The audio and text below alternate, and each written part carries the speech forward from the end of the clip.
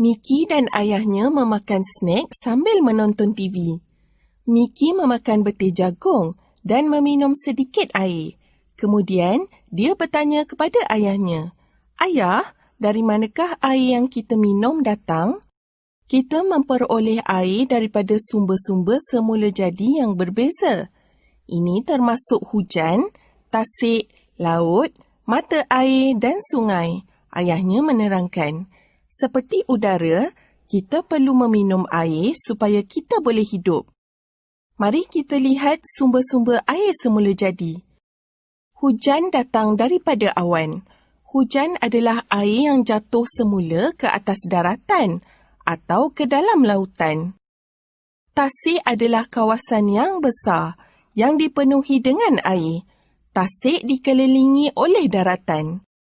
Laut adalah jasad air masin yang besar yang meliputi permukaan bumi. Mata air adalah tempat di mana air bawah tanah mengalir keluar ke permukaan bumi. Sungai adalah aliran air semula jadi. Sungai terbentuk apabila air daripada awan jatuh ke atas daratan.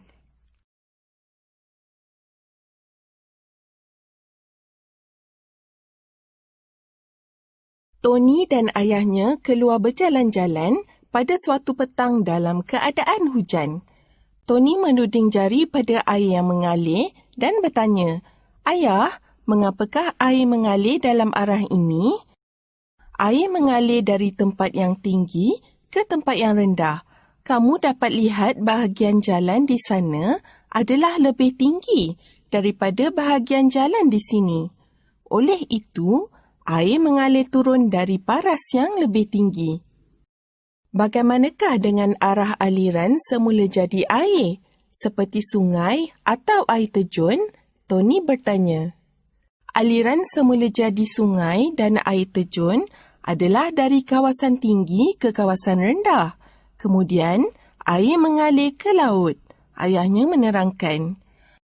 Apabila mereka sampai di tengah-tengah jalan, Tony nampak air yang bertakung. "Ayah, air ini tidak mengalir." Ya, arah aliran semula jadi air telah terhalang. Ini boleh menyebabkan beberapa kesan buruk kepada manusia dan alam sekitar. Air yang bertakung boleh menjadi tempat pembiakan nyamuk. Halangan terhadap aliran air boleh menyebabkan banjir kilat. Air sungai juga akan berbau busuk.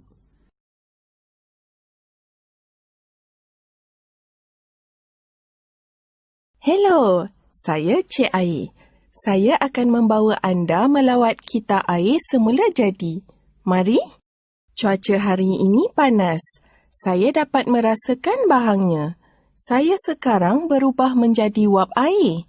Ini bermakna saya menyejat.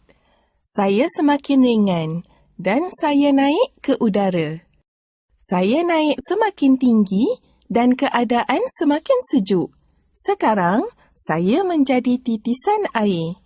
Terdapat berjuta-juta titisan air di dalam awan. Awan menjadi semakin berat.